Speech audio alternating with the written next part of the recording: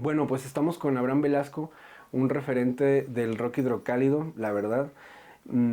Ha estado en muchísimas bandas, ha hecho muchísimos foros, les ha dado forma y algunos todavía siguen.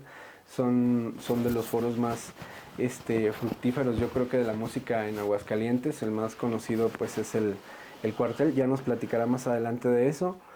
Y ha estado en muchas bandas, unas de ellas voy a mencionar algunas, tú me corregirás o me dirás algunas otras. Ha estado en El Azote, en Pie Grande, Los Alacranes, por ahí un proyecto que había, El que Real Último, también el último creo yo, o hasta donde me quede, es el de Los Imperfectos. Ajá, sí. Y bueno, pues vamos a comenzar con esta plática que la neta para mí es todo un honor que haya llegado aquí al taller. Primero que llegue a la casa y más que llegues al taller. Lo conozco desde hace mucho tiempo, he tenido mucha suerte de trabajar con él, pero sobre todo de ver cómo disfruta la música. Es una persona muy alegre, yo lo he visto atacarse de la risa, disfrutando escenarios y conciertos. Uno de ellos que me acuerdo mucho es un concierto que espero que nos platiques ahorita de ese, que fue un álbum que se grabó en el Teatro Aguascalientes Ah, con El claro. Azote. Ese estuvo muy bueno. Sí. Pero bueno, vamos a empezar por el principio. Maestro, eres de Aguascalientes, ¿no? Sí, yo nací en Aguascalientes. Naciste en Aguascalientes. ¿Cuántos hermanos tuviste? Una hermana y otros 3 hermanos, éramos 5. Pero en mi casa, así en mi primera infancia, vivíamos en una casa muy grande. Y en esa casa vivían mis abuelos maternos, Órale. mis 5 y 6 primas después, sus Órale. papás, nosotros y mis papás. Entonces era un cotorreo. Mis primas mayores, la mayoría que nosotros, ellas yo creo que tuvieron mucho que ver en nuestros contactos con la música, digamos, moderna de Órale. aquellos años, en los años 60 te estoy hablando. Órale. Y la música en mi casa siempre presente de diferentes formas. Mi mamá tocaba piano, había un piano Órale. muy bonito que había sido de mi abuela. Y mi mamá de repente en las tardes, cuando tenía alguna chance, nosotros andábamos ahí jugando en el patio y ella empezaba a tocar. Y tocaba cosas complicadas, Órale. tocaba Chopin, tocaba una obra muy bonita que no recuerdo su nombre, que era de Ernesto Lecuona, un compositor cubano. Y en cuanto empezaba a tocar, los chiquillos que éramos nos acercábamos a ver a mi mamá tocar. Mi mamá tocaba de hobby, le gustaba, Ok. disfrutaba mucho de las artes, digamos. Mi papá también, mi papá fue novillero. Ok. Muchos años, se retiró y luego ya se dedicó a trabajar y a su familia.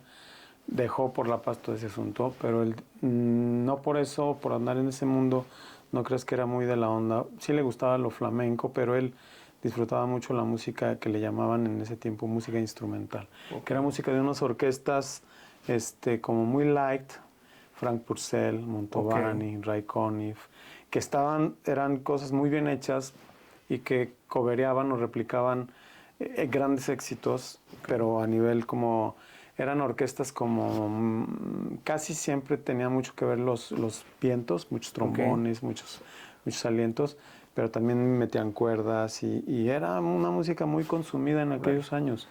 Entonces, y aparte digo, todo el cotorreo que nos cargábamos como familia fue muy divertido. Yo me siento muy afortunado de haberlo vivido de esa forma. Órale. Y entonces, ¿empezaste tú con el piano también? ¿Estudiaste piano? Primero, haz de cuenta que el piano estaba ahí. Ajá. Y yo empecé a juguetear con el piano. Ok. Con toda libertad, no había así como ninguna bronca en que yo quisiera sacar alguna que otra melodía que me gustaba. Lo que sí te digo es que la afición por la música sí no tengo ni idea desde cuándo, yo no sé. Órale. Es una afición así ya que no alcanzo a recorrer la memoria dónde empezó eso. Ok. Siempre me interesó. Siempre tuve como un interés más por la música que estaba surgiendo, lo que te digo, que en aquellos años se llamaba música moderna, y que en la infancia, en esa infancia así de televisión en blanco y negro, Ajá. yo llegué a ver cosas en la televisión que dije, wow. Y por ejemplo, de esta época que me platicas a que entraras a estudiar música porque creo que estuviste en la M. Ponce, ¿no? Sí. ¿Eso cuándo fue? ¿Fue antes de llegar al rock and roll? Es que no, mira, para cuando yo entré a la escuela de música, te voy a dar un dato que el otro día se lo estaba platicando a Ricardo Bravo. Yo ya tenía una colección de viniles como de 700 viniles. ¡Boom! O sea, mi afición por la música fue muy temprana. Yo mis primeros discos de 45 revoluciones fueron de los Creedence, de los Beatles, de Patti Smith, de Chicago. Perdón, maestro, ¿y cómo llegaban esos discos a ti, en Aguascalientes? Es que curiosamente sí había guías en la radio. Ok. Mira, el otro día, que ya sabes que yo también tengo un podcast, Sí. y ahorita, este es un podcast del IMAC que lo hicimos en la pandemia y que ahorita lo estamos retomando ya de manera presencial.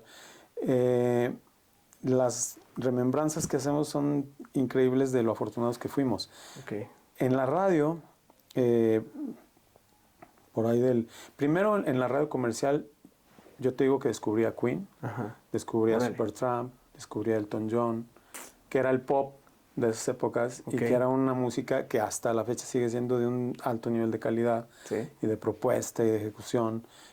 Pero ya para llegar a esta etapa que te digo de más o menos 15, 16 años, en Radio Universidad y primero en Radio Casa de la Cultura e incluso en Radio UBA, Órale. 3 personajes muy importantes que yo creo que les tenemos que hacer justicia, hacían no sé cómo para traer los discos. Órale. Era Juan Manuel Muñoz, que tú lo conoces bien, Ajá. el Güero Reynoso Sí. y David García. Órale. David García trabajaba en Muebles Colonial y él, yo no sé cómo hacía, en la sección de discos siempre había discos de jazz. Órale. Y bueno, y otro es Jesús Díaz, el primo de Julio Díaz, Sí. que tenía la discoteca del Golpe, su mamá. Entonces, haz de cuenta que ellos como que surtían de discos importados muy difíciles de conseguir en el país, ¿no? Ya no digas en Aguascalientes. Entonces, yo recuerdo, por ejemplo, a mis 11, 12 años, yo llegaba a este lugar que era el Golpe. Desde la primaria teníamos contacto. En las kermeses había bandas que tocaban rock, maestro. Órale. O sea, covers, ¿no? Ajá. Cosas de Santana y decías, todo chavito veías y dices, yo quiero Órale. estar ahí, ¿no? Y entonces yo llegaba al Golpe y tenía unos aparadores así muy grandes. El Golpe estaba enfrente de Casa Terán. Ajá. Era un choricito y luego abría y ya estaban todos los anaqueles para ver los viniles. Órale. Y de repente había momentos en que llegabas tú y veías el aparador repleto de discos de Magma, Gong, Órale. Premiata, el Balletto di Bronzo, cosas Órale, así órale. muy locas y muy raras para esa Qué época. chido. Y esas cosas nosotros por la radio las llegamos a escuchar porque David García, Juan Manuel Muñoz y el Güero Reynoso se hicieron de espacios tanto en Radio Casa de la Cultura, que se llamaba en ese entonces, como en Radio Universidad posteriormente. Órale. También el licenciado Sergio Rodríguez Prieto, que es un melómano así impresionante. Por esas iniciativas como muy particulares, teníamos acceso a información, a escuchar esos grupos y a comprarlos. O sea, Órale. y otra de mis fuentes de información eran las revistas que llevaban aquí. A lo mejor llegaban con un poco de retraso, pero yo, desde muy niño, a veces en la tarde me salía y recorría medio Aguascalientes en los puestos de periódicos. Órale. Para ver dónde había llegado la revista Sonido, o la revista Conecte, o el Rock Poster. Y entonces, esas eran nuestras fuentes de información. Era una cautivación por la música de rock, por la música de jazz, por la música que estaba surgiendo en el mundo. Y te digo, yo para cuando entré a la escuela de música tenía ya esa colección, que fue la que me permitió pagarme mis gastos para estudiar música, para mis libros y todo, porque mi papá dijo, no, yo no te voy a apoyar. Oye, O sea, y por ejemplo, eso, ¿hace como cuántos años fue de eso, maestro? ¿No te acuerdas más o menos? pues mira, hay un punto muy importante en mi historia, digamos. Cuando yo tenía 11, 12 años, estamos hablando como del 75, más o menos. Más de 46 años. Una hermana de un muy querido amigo, que es ahorita un gran cineasta, me avisaron, oye, vamos a ir al concierto de un grupo de rock ahí de los amigos de mi hermana, ¿vamos? Y vamos. Órale. Entonces fuimos y ese grupo se llamaba Rip Jazz Quartet. Órale. Ese grupo era un grupo de chavos de prepa. Nosotros apenas entrando en secundaria, ellos ya estaban avanzadillos en prepa.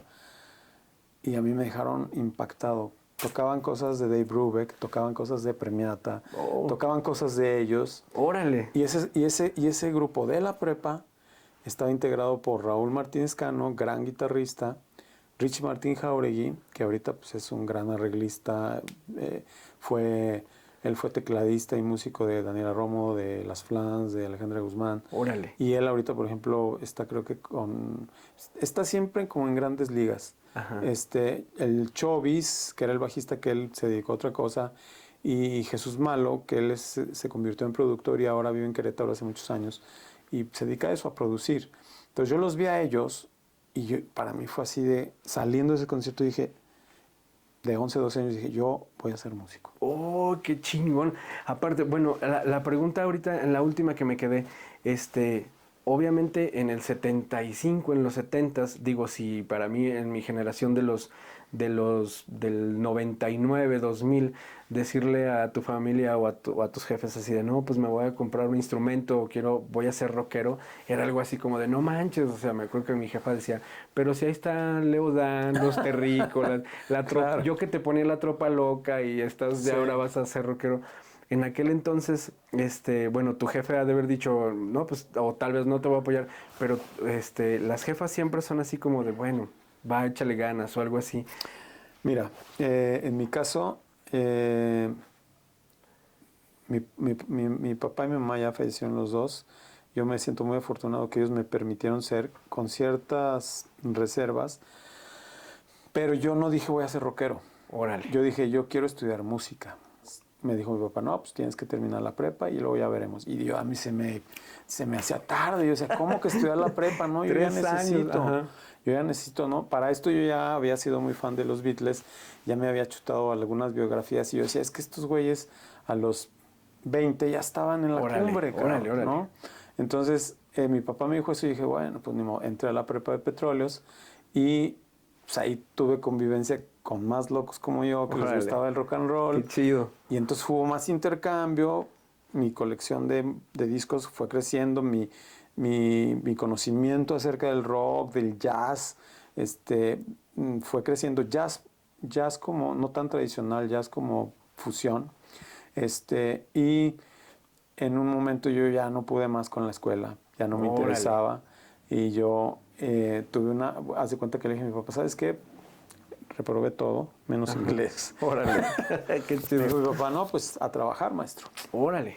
A trabajar y ya luego ya veremos. Entonces, entré a trabajar con él, que siempre mi papá nos tenía siempre chambeando, pero esta vez ya era así de que pues todos los días, maestro, te levantas así, así, Okay, así. okay. Y mis jornadas eran largas porque yo, me despertaba tarde, pero a la 1 de la tarde yo ya tenía que estar en el restaurante abriéndolo, me quedaba ahí hasta las 12 de la noche, Órale. y al otro día igual, y al otro día igual, y así duré 6 meses. Órale. Entonces, haz de cuenta que un día le dije a mi papá, oye, papá, dame un día de descanso, ¿no? Porque ni sábados ni domingos. Órale, ¿no? sí. Está cañón. En los restaurantes es así de... Entonces me dijo, ok, sí, no hay problema, tómate la tarde, no sé qué. Me tomé la tarde, me encontré un amigo de la secundaria que era igual de rockero que yo. Entonces me encontré con él y en la Comercial Mexicana nos pusimos una guarapeta. Órale. Así a esa edad, creo que nos tomamos una botella de vodka entre los dos. Órale, no manches. Entonces me llevaron, o sea, yo terminé así casi tirado en la calle por quitarle el casi. Ajá. Y entonces me llevaron a mi casa y armé ahí un pancho y le dije a mi papá, no, yo ya me voy, no sé qué. Entonces nos fuimos mi amigo y yo. Y ¿A dónde se fueron? pues mira, andábamos de rock and roll, fuimos a dar primero a Acapulco, Ixtapa, conocí Ixtapa cuando apenas estaba formándose. Órale. Luego nos fuimos a Jalapa, Veracruz, porque allá vivía su hermano. Ok. Y su hermano ya era flautista, ya profesional, ya tocaba en una orquesta. Uh-huh. Y entonces el ambiente en la casa de su hermano, pues ya sabrás. O sea, sí. Era increíble, la música, también sus hermanos oían cosas así que yo decía, no manches, ¿esto qué es? No lo entendía, ¿no? Ese viaje para mí fue muy, muy importante. Y como a los 2 meses de andar de rock and roll, esto te estoy diciendo a los 15 años, Ajá. yo hablaba a mi casa, bueno, no hablaba a mi casa, hablaba al negocio de mi papá, Y le decía, pues ando acá, ando allá, estoy bien, ¿no? Y en una de esas mi papá me dijo, oye, pues, ¿por qué no quieres estar con nosotros? ¿No? Le dije, pues es que yo quiero esto. Yo lo que quiero es estudiar. Y me dijo, no, pues, si quieres, vente. Entonces regresé y todo, y mi papá pues estaba así como sacado de onda, y me dijo, pues sí, estudia música, pero pues yo no te voy a dar varo, maestro. O sea, tú vele cómo le haces. Entonces, ¿seguías chambeando con él? No, porque me había ido. Entonces lo que pasó ahí fue que como yo me tenía que dedicar a estudiar, abrieron recién la Escuela Ponce. Órale. En ese año. Y yo dije, wow, ya no me tengo que ir. Órale. Me voy a meter a estudiar aquí. Yo empecé a vender mis viniles para tener varo, para pagar mi colegiatura, para comprar mis libros, para tener así para mis chicles. Y de repente si podía, pues ya recuperaba algo, ¿no? Pero esa fue la historia de llegar pues a estudiar música. Cuando yo entré a estudiar música, para mí fue una sorpresa. Descubrí cosas que no tenía idea que existían. Compositores, autores, historia, arte. Tuve maestros, realmente fui muy afortunado porque tuve maestros que son muy importantes, incluso en la historia de la música, no de Aguascalientes, del mundo. Órale. O sea, tomé cursos con gente que en ese momento yo no veía el calibre de la gente con la que yo estaba haciendo algo, ¿no? O con la que yo estaba tratando de aprender algo. Entonces, mi etapa de estudiante en la Ponce fue también increíble. Conocí más músicos, conocí más gente con más acervo cultural, con más conocimiento del rock, etcétera. Y pues de ahí ya empezó mi andar por el rock and roll y por la música. Ahí empezó el rock and roll. Sí. Y de esta fecha a que armaras tu primer banda, ¿cómo fue? Yo no sabía cómo, ¿no? O sea, aparte en esos tiempos no había infraestructura, ¿no? O sea, no había dónde tocar. Órale. No había PA, no había... No, o sea, las bandas en aquellos años tocaban con amplis lo más grandes que se pudieran. Si acaso yo llegué a ver un micro ahí arriba de un baterista, pero era el único micro. Órale. Y si la voz la metían o por un ampli o por una consolita y un par de bocinas que eran exclusivamente para la voz. Órale. No estaba mezclado todo. Al menos aquí en Aguascalientes así sucedía, ¿no? Entonces, primero fue estudiar. Me clavé mucho en el estudio, me gustó mucho el estudio. El primer año que yo estuve fui el mejor alumno de la escuela y como premio me becaron para estar en unos cursos de los 2 meses. No fueron de los 2 meses, pero sí fue como un mes que tuvimos unos cursos de la OEA, de la Organización de Estados Americanos, y en esos cursos tuvimos contacto con gente súper importante. Órale. Esos cursos fueron como de pedagogía musical, de didáctica musical, para poder dar clases a niños. Órale. Entonces, se dio una transición de director y el director que entró, esto fue en el segundo año, no fue en el segundo año fue cuando tomamos esos cursos. Y haz de cuenta que me ofrecieron dar clases. ¡Oh, qué chido! Entonces, luego empecé a dar clases y entonces ya dejé de vender mis viniles. Ya pude volver a comprar y todo ese rollo. Y estuvo chido, o sea, yo empecé a dar clases ahí. Seguí dando clases como otro año más. También di clases en la Casa de la Cultura de Jesús María, todos los días en la Ponce, todos los días en la Casa de la Cultura de Jesús María. Yo daba clases a niños, ¿no? A principiantes, no tenía como la formación para dar clases así como muy avanzadas. Entré yo estudiando piano porque pues tenía el piano, tenía la facilidad, ¿no? Pero normalmente estudiábamos ahí mismo en la escuela, nos daban así como horas en los cubículos para poder estudiar. Yo estudiaba 4 horas diarias el piano, seguido. Entonces, o sea, sí te clavabas. El mundo y la ciudad era una dinámica muy diferente. Y luego se apareció en mi camino un maestro al que le agradezco mucho, un boliviano que mucha gente lo tildó de loco, llegó aquí a Aguascalientes y nos empezó a abrir la cabeza a muchos. Formamos un grupo de percusionistas con repertorio importante. Hace poquito publiqué en mi Instagram una foto donde yo estoy tomando un curso de perfeccionamiento de la Orquesta Sinfónica Nacional con el percusionista principal. Y entonces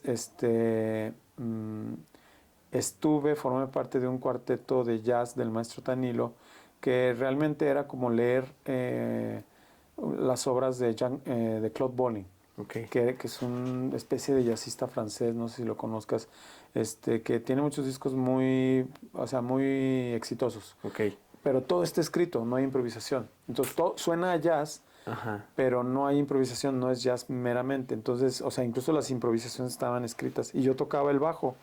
Y esa también fue una experiencia muy buena.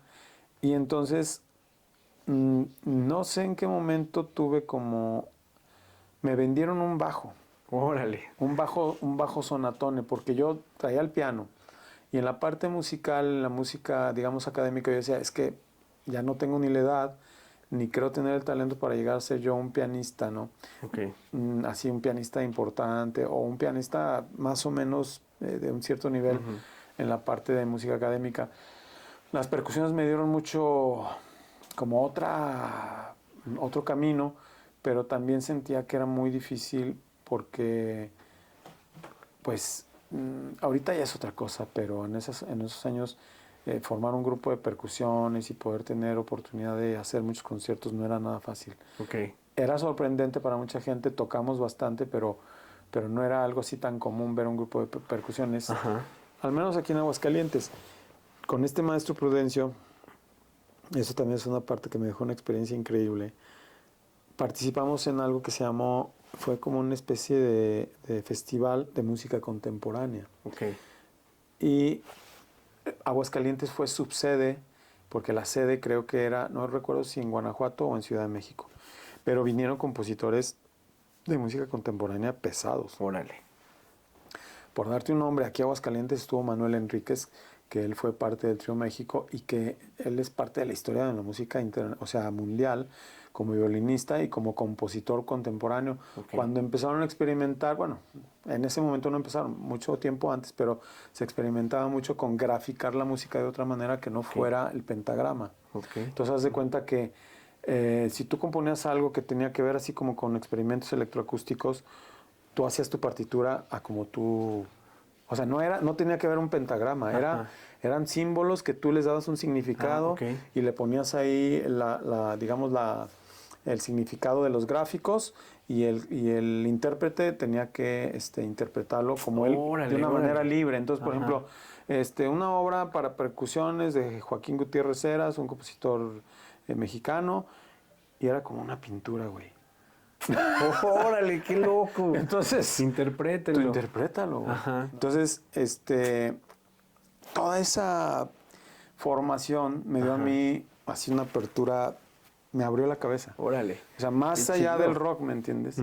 Entonces, a mí yo agradezco mucho esa época académica de mi vida porque tuve contacto con todos estos personajes, estos maestros que me abrieron mucho la cabeza. Después no recuerdo bien la razón por la que me salí de la escuela y regresé a trabajar con mi papá, pero ya empecé a buscar la onda del rock and roll con quien tocar, ¿no? Y el primero que me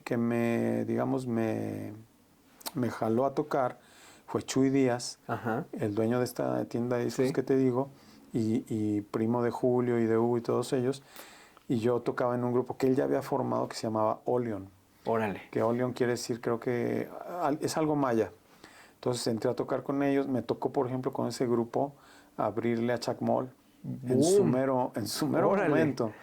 Abrirle aquí en Aguascalientes, abrirle a Three Souls in My Mind todavía. Órale, qué chido. O sea, todavía era la banda original del Tri. Y pues tuvimos experiencias bien locas. Ensayamos un tiempo en la bodega de mi papá. Y terminamos ahí saliendo porque mi papá dijo, oye, están bastante locos. No manches. Sí, entonces por ahí fue como ya mi primer grupo ya como formal. Después de eso, quizá hubo más intentos, tengo que hacer memoria. Pero otro grupo que fue importante para mí fue un grupo que se llamó AC, que eran las siglas de los signos zodiacales de los integrantes, que era Aries, Capricornio, Escorpión y Escorpión. Y ese grupo estaba formado por Hugo Díaz, Checo Enríquez, que era un guitarrista increíble, Rafael La Rosa, que todavía anda por ahí tocando, y yo. Y ahí fue donde yo empecé a componer. Ahí fue donde yo empecé a hacer canciones en español. Órale. Y todavía no estaba el rock en español para nada. O sea, todavía no existía ese boom del rock en tu idioma y todo ese rollo. Pero yo decía, es que pues yo no sé inglés, yo tengo que hacer mis canciones en español. Ahí fue donde empecé a hacer mis primeras rolas, pero también compaginábamos eso con covers, ¿no? Tocábamos, por ejemplo, Comfortably Numb de Pink Floyd, tocábamos cosas de los Rollings, cosas de los Beatles, Lucy in the Sky with Diamonds. Órale. Tocábamos muchos covers con los recursos que teníamos y creo yo, ¿verdad? Creo que sonábamos bastante bien. Órale. Y con ese grupo tocamos un chorro, o sea, no había casi grupos, entonces como que el repertorio que nosotros empezamos a tocar por puro gusto como que empezó a gustar. Órale. Me acuerdo que nos aventamos, por ejemplo, una feria completa tocando todos los días en un antro que se llamaba el Gira Gira, y ahí se juntaba toda la flota que le gustaba el rock y tocábamos 2 o 3 veces en la noche y la banda ahí aguantando, ¿no? Qué chido. Ahí todavía, te digo, tocábamos así como con un equipito, pues muy... ¿De amplis o qué? De amplis y con la voz por otro ampli más. Esas fueron como las primeras, pero sonando ya, siento yo que lo tomamos muy en serio, la verdad. Luis es otro personaje muy importante en mi formación, digamos, porque Luis desde que estábamos chavillos, él ya también traía así como mucho rollo de siempre estar buscando música nueva, música nueva. Él me ha hecho escuchar muchas cosas nuevas. Mira, oye esto. Órale. Y él, digo, yo no sé si has llegado a ir a su casa allá en Toluca. En Toluca no. O sea, es una locura. No sé cómo esté ahorita, pero la vez que yo fui, que íbamos, digamos, tocando, íbamos a tocar allá, que estuvimos en su casa, entrabas a su casa y eran montones y montones y montones de discos por todos lados. Órale. No sé, había 10,000 discos ahí, hechos montones. No manches. A Luis Flores le mandamos un saludo hasta claro. Toluca. Pero sí, efectivamente recomendaba cosas muy extrañas. Cuando yo lo conocí estaba muy metido en el electro, no sé ahorita en qué ande, ¿no? Y te pregunto de lo de El que ría el último porque creo que fue una de las primeras bandas en Aguascalientes que fue a un concurso de bandas a Rocotitlán. Fue la primera. Fue la primera banda de Aguascalientes que fue. ¿Y cómo les fue en ese...? El que ríe el último al principio se llamó Karina y el que ríe el último. Órale. Porque estaba una chava que cantaba. Y yo ya quería hacer algo. Entonces empezamos haciendo un grupo como de covers. Ajá. Cantaba ella y cantábamos, ya estaba como el boom del rock en tu idioma. Y cantábamos cosas de, no sé, Ritmo Peligroso, de Charly García, y también empezamos a meter cosas originales. Luego se sale ella y ya le quiero dar yo un enfoque como más pro. Ajá. Y más de ya no tocar covers, ¿no? Entonces esa primera formación del que ríe fue Miguel Delgado en el sax, Emilio García, que ahora es baterista del Buki en la batería. Órale. Hugo Díaz en la guitarra y yo al bajo y la voz. Órale. Paralelo a eso, Miguel Delgado y yo tuvimos lo que se puede decir el primer intento, porque fue un intento, no lo logramos, el primer intento de un estudio de grabación. Órale. Nosotros nos fuimos a México y compramos una grabadora Tascam de 4 canales y una mezcladora Pivi de 12 y montamos un estudio en un local que tenía el papá de Miguel. Ajá. Y ahí grabamos los primeros demos del que ríe. Órale. Con Hugo, con Emilio, y de hecho hay fotos de esa primera formación, y empecé yo a buscar foros para tocar, y llegamos a tocar con esa formación en el Teatro del Parque, ya existía el Teatro del Parque, porque Miguel Vargas ya andaba también por ahí trabajando en los medios. Órale. Él nos hizo un spot de televisión para un concierto que íbamos a hacer. Órale. En fin, como que se fueron dando las cosas, y el que ría el último empezó a crecer incluso en integrantes. Metimos de invitado, bueno, después de que estaba Emilio García, Emilio se sale para irse a Wando. Órale. Ya existía Wando. Y entonces nos vimos en una crisis, porque Emilio es un muy buen baterista y nosotros necesitábamos un buen baterista. Ok. Para esto, cuando yo había dado clases en la Ponce, Julio y el Gori fueron mis alumnos. Órale, no manches. Qué loco. Entonces yo ya conocía a Julio y la capacidad que tenía. Julio ya, a los 6 años que yo lo vi de alumno, Ajá. ese güey ya tocaba. Y ya tocaba Órale. cabrón. Entonces, esto pasa años después y le hablo a Hugo y le digo, oye, güey, ¿qué vamos a hacer de baterista? Vente, te invito, le invité al restaurante de mi familia y estábamos platicando. Le dije, güey, hay que decirle a Julio, cabrón. ¿Cuántos años tenía Julio en ese...? Cuando entró al Carrier yo creo que tenía 12. No manches, güey. Y cuando fuimos a Rocotitlán con Julio tenía 13. Entonces con Julio montamos todo el pedo y estaba Miguel Delgado al sax, Rafa de la Rosa en las percusiones, Sergio Díaz en la guitarra acústica, Hugo Díaz en la eléctrica, Julio en la batería y yo al bajo. Órale, qué Esa chido. fue la segunda formación del que ríe y esa formación fue la que fue a Rocotitlán. ¿Cómo se dio esto? Gerardo Rodríguez, que es otro personaje tan importante. Ajá. Gerardo Rodríguez, el de radio, no el músico. Ah, ok. Gerardo Rodríguez, que tenía ya un programa de radio, tenía programas de radio y programas de tele. Yo fui y le llevé uno de estos demos que habíamos grabado, Órale. porque también me di la tarea de registrar mis canciones y todo este rollo. Entonces le llevé un demo y a él le gustó. Órale. Entonces como que empezó a cogernos, empezó como a decir, pues hay que darle, Ajá. etcétera, etcétera. Las compañías disqueras Ajá. lo llamaban mucho para cuando tenían lanzamientos y entonces él viajaba, se iba a México, ¿no? Para cubrir una rueda de prensa de que va a venir fulano grupo o vamos a tener una rueda de prensa con el grupo tal que va a lanzar su disco. Entonces a él lo llamaban mucho. Ok. Entonces él nos inscribió en manches. el concurso. Ah. Llevó un demo de nosotros y él nos inscribió. Órale. Y regresó y me dijo, ya los inscribí. No manches. Vamos a esperar a ver qué onda. Yo recuerdo que en ese porque aparte fue la primera batalla de las bandas. Ajá. O sea, antes no habían hecho otro concurso. Había habido otros concursos, pero no era de Rocotitlán. Ajá. Para ese entonces Rocotitlán ya era la catedral del rock. O sea, ya ahí tú veías de público Ajá. a los Fobia, a los Caifanes. Órale. Tu público eran ellos. Ajá. Entonces, das de cuenta que nos inscribió, dijeron, sí, van. Yo me acuerdo que un día antes de la tocada del concurso, Ajá. yo me fui un día antes. No nos habían hablado para pedirnos rider ni para decirnos nada. Y haz de cuenta que yo dije, me tengo que lanzar antes. Y Julio era el que siempre me acompañaba. Ajá. Llegábamos y nos quedábamos en casa de mi tía. Total, yo me acuerdo que llegué a la junta donde estaban todos los grupos y Enric Rodamila estaba diciendo, no, pues los de Aguascalientes no se han reportado. Y, ¿cómo no? Aquí estamos. Órale, qué chido. Aquí estamos, ¿cómo que no? Entonces, yo me sentí muy bien recibido siempre por los grupos en DF. Órale. Porque siempre se portaron súper chido. Nos prestaban la bataca, o sea, la verdad, siempre fueron muy buenos anfitriones con nosotros. Órale. Nosotros tocamos en esa primer eliminatoria en Rocotitlán con los Rastrillos, maestro. Órale. Los Rastrillos también estaban empezando. Órale. Entonces tocamos con ellos, estuvo chido. Me acuerdo que creo que los jueces fueron Sergio Arau. Yo había Sergio Arau ahí, creo que también andaba por ahí Javier Velasco, un escritor que es como que es muy amigo de Saúl y de ellos. Ajá. Y Saúl, todos andaban ahí, toda la banda, ¿no? Y pues ya tocamos, nos fue chido en la puntuación, porque ahí la iban poniendo.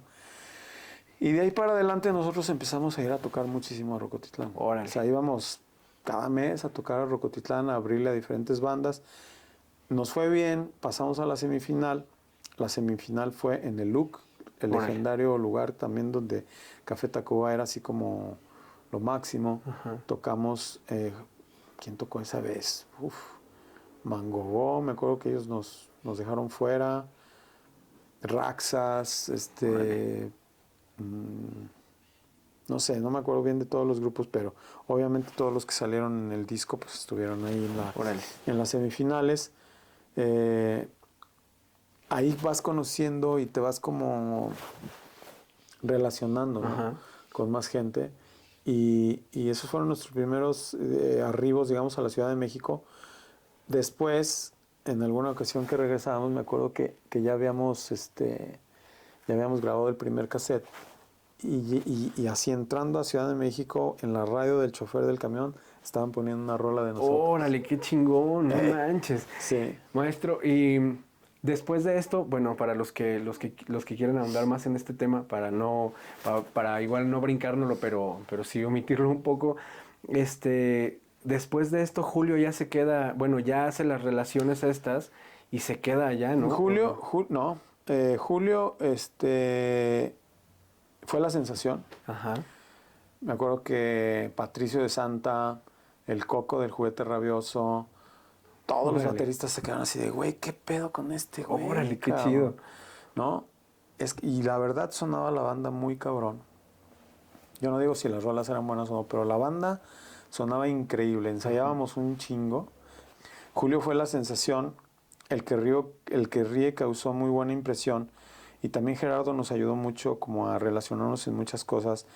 Llegamos a tener así acercamiento con ejecutivos de disqueras importantes y todo este rollo. Y pues no se nos daba la cosa. Entonces yo decidí que también estaba naciendo el Estudio B, que fue el primer estudio ya pro en Aguascalientes. Y yo en ese tiempo ya pues tenía como mis ingresos. Yo chambeaba con mi papá y tocaba, creo que ya empezaba a tocar yo con el maestro Raúl Stalwart, jazz. Ajá. Que la historia del jazz es otra parte que es paralela al rock, ¿eh? O sea, no fue una y luego otra, sino que fue como más o menos paralela. Sí.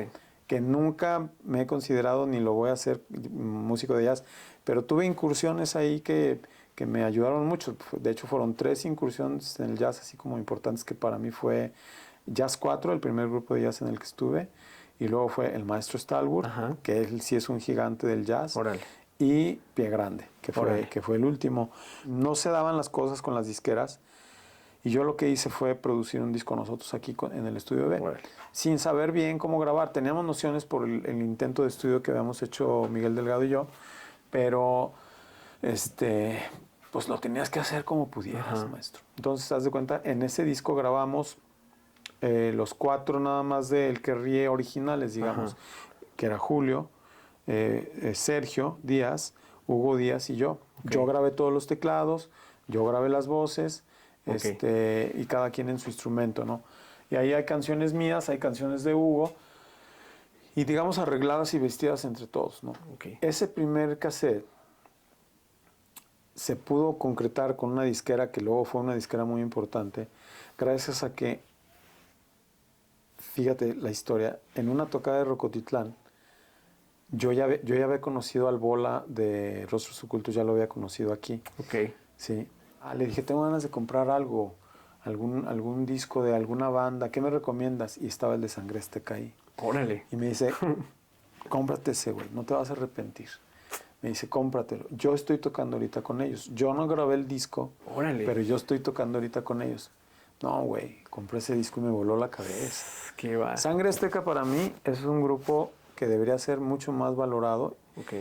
Es un grupo que yo creo que es el verdadero y puro rock mexicano. Órale. Para mí, ¿verdad? Es mi opinión. Hay que checarlo. Sí. Pero Sangre Azteca es una bandotota, que es el antecedente a La Barranca, ¿no? Entonces, haz de cuenta que compré el disco, el cassette, lo escuché, me impactó, y estaba firmado estaba la disquera Lejos del Paraíso. Y ahí venía el contacto. Entonces, lo que hice fue, llamé, oigan, pues tengo una banda acá en Aguascalientes, acabamos de grabar nosotros acá por nuestra cuenta y quiero ver si a lo mejor les interesa editar nuestro cassette. A mí el que me contestó fue el dueño, Edmundo Navas. Órale, no manches. Entonces Edmundo me dice, sí, mándamelo. Se lo mandé. Ya, pues lo que tardaba el correo en llegar y todo el rollo. Hablamos, no sé, 2 semanas después. Me dice, sí te lo sacamos. Le mandamos todo. Wilfrido Salazar fue el que nos hizo todo el diseño. Órale. Las fotos y todo el rollo, que era muy amigo él, sigue siendo yo creo que muy amigo de Gerardo Rodríguez. En todo esto, Gerardo siempre estuvo como acompañándonos, ¿me entiendes? Él era como, sí era nuestro manager. Entonces, haz de cuenta que lo mandamos, o sea, nos maquilaron nuestras 1000 copias en cassette. Y esa fue nuestra primer producción. Ya era para nosotros pues un logro, la neta, muy importante. Órale. Porque, sí, no manches. Porque ya teníamos algo editado, cabrón, ¿no? Y ya salíamos en revistas reseñados. Salimos hasta en la Eres reseñados. Okay. Entonces, haz de cuenta que... y hablando bien de nosotros. Bien. Yo no sé si porque éramos de provincia decían, mira, pobres güeyes, hay que hablar bien de ellos. Manches. Pero hablaban bien de nosotros y haz de cuenta que hicimos nuestra presentación. Vendimos pues todo el tiraje. Ok. Y Edmundo Navas, yo lo aprecio mucho, puntualmente nuestras regalías, órale, órale. todo digamos, qué chido. Así como debe de ser. Ajá. Luego ya después esta disquera se convirtió en Opción Sónica porque Gobernación no les aceptó el nombre de Lejos del Paraíso. No creo equivocarme. La primer grabación editada de un grupo de rock hidrocálido fue ese cassette del que Real. Órale, sí. Y después de esto, Guando ya estaba también así como empujando. Órale. Que el otro día entrevistamos a Sergio y estábamos acordándonos de todo este rollo y fue así algo súper bonito estar recordando todos esos tiempos. Ellos eran más chavos que nosotros. O sea, yo, no sé, a Sergio le debo llevar, yo creo, mínimo 10 años. Órale. Pero ellos así de chavos, también por su cuenta, sin disquera ni nada, órale. Ya fueron los segundos, sacaron su cassette de Guando. Órale. Y ese cassette lo grabó Emilio. Ajá. Pero no sé cómo estuvo la onda ahí con Emilio, que Emilio se sale y entonces Sergio le habla a Julio. Órale. Y su siguiente grupo de Julio, así digamos importante, fue Guando. Ok.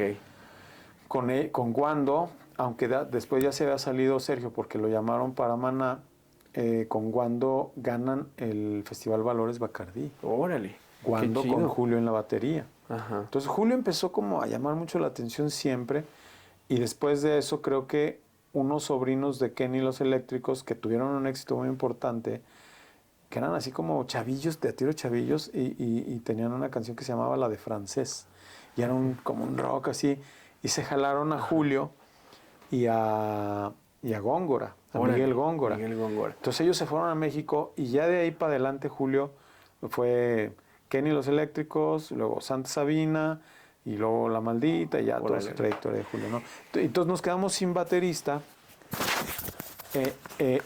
Íbamos a grabar el segundo disco y el segundo disco ya era firmado por Dodo, que era una disquera de Rocotitlán. Ajá. Ese segundo disco del que ríe tuvimos 2 intentos. El primer intento fue producirlo por nuestra cuenta y el que vino a ayudarnos a producir y que incluso grabó algunas cosas en el disco fue José Manuel Aguilera. Órale. Se me olvidó decirte que como yo había grabado varios teclados en el primer disco, invitamos a Lalo Watts a entrar de tecladista al que ríe. Él no grabó el primero, pero el segundo sí lo grabó.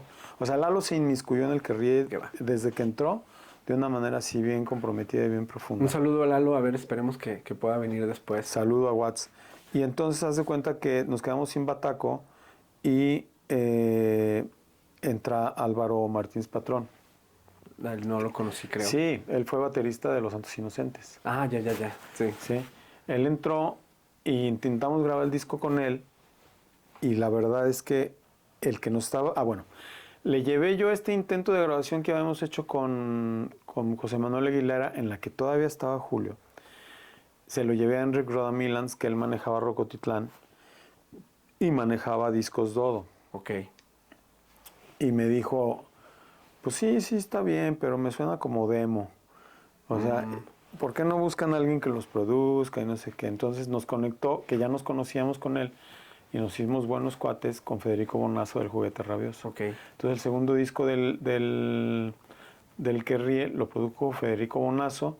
Ese grabamos una parte en el cuarto de máquinas de Memo Gil, que es un productor pues más o menos bastante importante. Él produjo, por ejemplo, las primeras cosas de Maná. Okay. No, en el cuarto de máquinas no. En el estudio de Joan Romagosa, que fue guitarrista él fue guitarrista del Juguete y luego tuvo un grupo que se llamaba Los Necios. Órale. Y Joan Romagosa, a últimas fechas, él es el productor musical de La Voz México. Órale. Entonces grabamos en Qué su estudio. interesante Grabamos en su pedo. estudio que era tenía una grabadora de carrete de 2,5 pulgadas, o sea, de las antiguas. Ok. Ahí grabamos 4 rolas. Estuvimos como un mes y cacho allá Órale. viviendo en México. Voy a hacer aquí una pausa Sí. para también anunciar, bueno, si quieres anunciar, hay un programa que escuché tuyo donde hablas acerca de cómo se grababa antes, de que tenía que tener el músico como un cierto nivel de calidad para antes de llegar a grabar con este tipo de formato, ¿no? Sí, yo creo que, y antes era peor, porque antes de la cinta Ajá. se grababa directo al disco, a un disco metálico, Ajá. y hacer el surco. Donde decían de hacer el Y surco. entonces haz sí. de cuenta que hacer el surco significaba que la orquesta Ajá. tenía que estar perfectamente afinada, Cuadrada, perfectamente ensamblada, y pues no te podías equivocar. Ok. Yo creo que esta inercia de, por ejemplo, grupos tan importantes como los Beatles o Led Zeppelin, es que cuando llegaban al estudio ellos ya venían afiladísimos, o sea, ya venían ensambladísimos. Ok. O sea, por eso suenan los discos tan vivos. Ok. No había tanta edición. En la grabadora de 24 canales de carrete, que es la de 2,5 pulgadas, ahí pues tenías 24 canales. Ujú. O sea, y podías, pues tenías algunos recursos, pero digamos que también la idea siempre, desde que yo empecé a grabar, era que ya cuando entrabas al estudio es que ya venías súper ensayado, Ok. súper seguro, porque ahí incluso ibas a cambiar cosas que no funcionaban en Ok. los arreglos. Yo creo que para tener una buena grabación tienes que tener primero un muy buen arreglo que suene en vivo. Ok. Ahorita ya es muy difícil porque lo he hablado en varias ocasiones. De que de la edición cortas Lo que pasa es que el músico ahorita tiene demasiados compromisos o medios compromisos o cuartos de compromisos. Y como no está comprometido con una sola cosa, aunque son ahorita músicos con mucha más formación, con mucho más oficio, Ajá. pues el ensamble es difícil de lograr. Entonces, el recurrir a la tecnología ahora, pues está bien, ¿no? Pero nosotros incluso llegamos a grabar cosas y después esto lo retomé al mismo tiempo todos. Que yo, para mí es la mejor manera, no en sonido, pero sí en ejecución y en la vibra, en el feeling que le das a la rola, ¿no? Como grababan en los 70s, o sea. Entonces, te digo, grabamos en esa grabadora, grabamos 4 rolas y luego otras 5 rolas las venimos a grabar aquí a Estudio B. Nos trajimos a Federico acá. Se mezcló el disco, salió creo que un tiraje de 10,000 copias en cassette y en CD, que también creo que fuimos el primer grupo que editó un CD profesional. Órale. Sí. Qué chido. Ahora, yo no quiero aclarar que no digo que por ser los primeros hayamos sido los mejores. Simplemente picamos piedra para abrir brecha.